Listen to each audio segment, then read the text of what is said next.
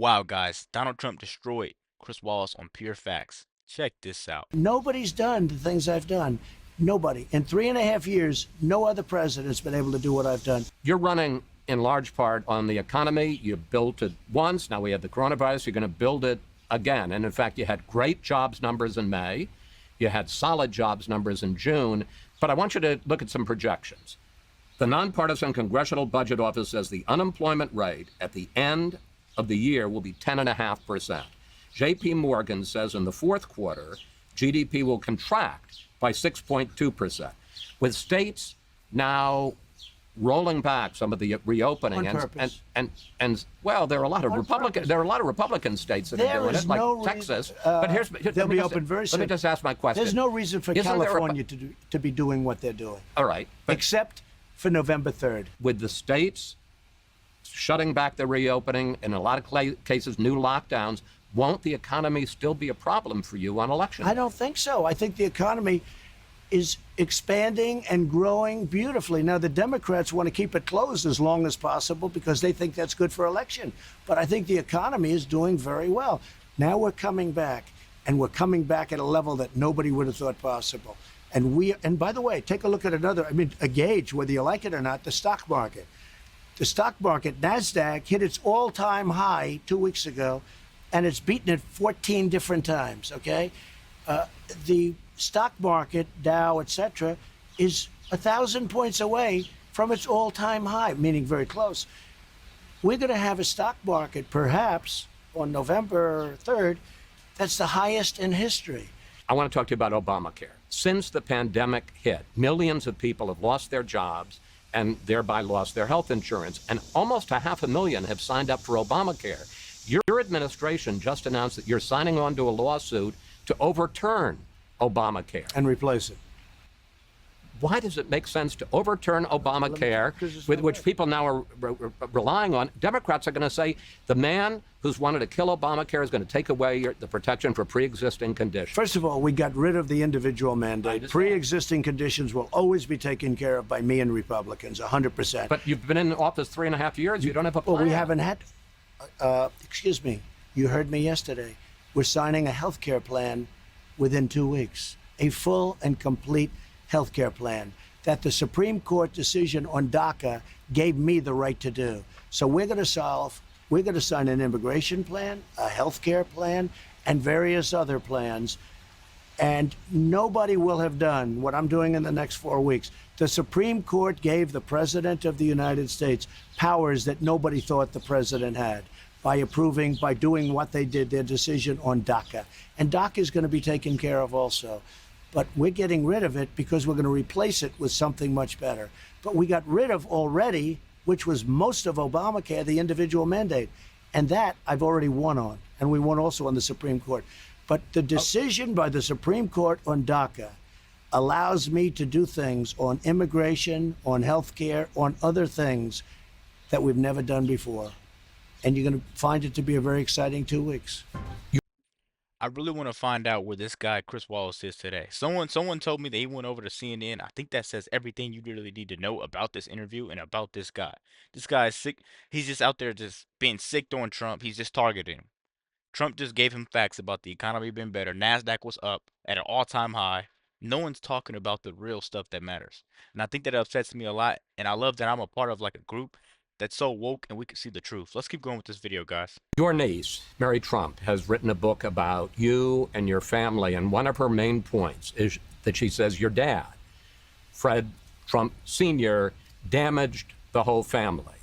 And here's what she says about what you learned from your father.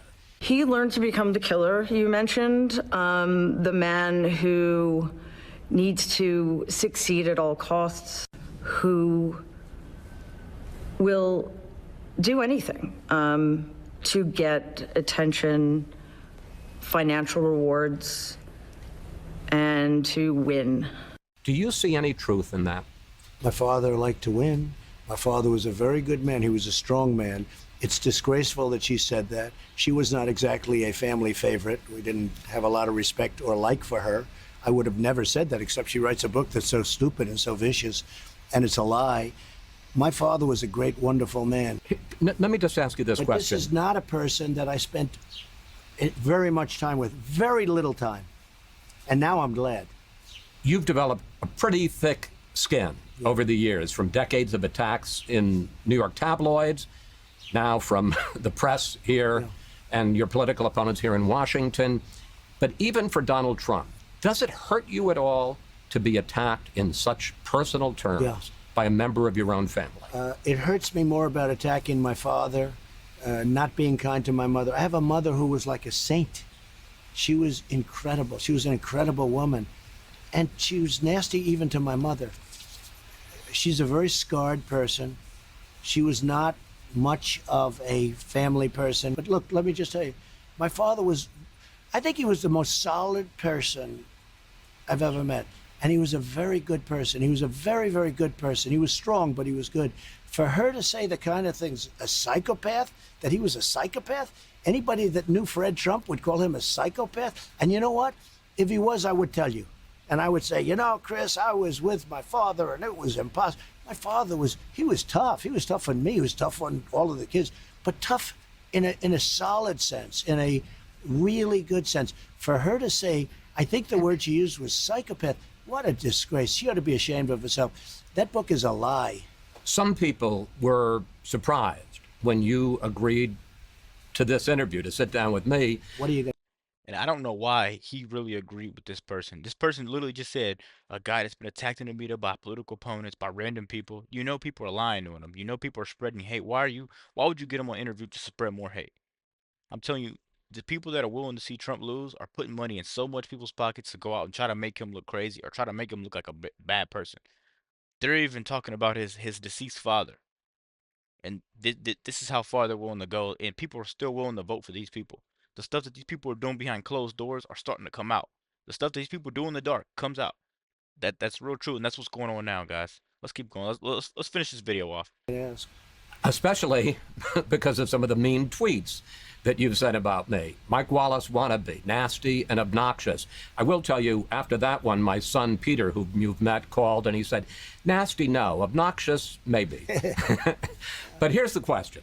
One of your beefs seems to be that I put Democrats on the show and I ask them questions.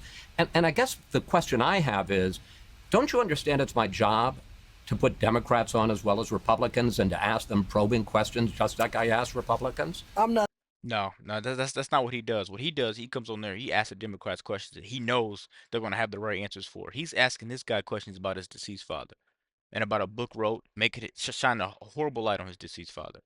There's a difference between shining a light on Republicans and shining a light on Democrats. It's light and day. That's the difference. Not a big And that's what the media is today.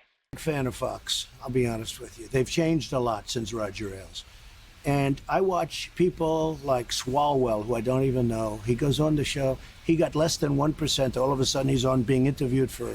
Guys, this will go down in history as the most frustrating and most satisfying interview that Trump has ever done. I want to see them do Kamala like this. I want to see them do Biden like this. And I want to see if you get the same answers. Someone that can articulate themselves in a way that people can understand. Let me know what you guys think about the video. Be sure to like, comment, subscribe if you're new. And as always, let me know what to react to. Let me know what you think about that poster too. We out.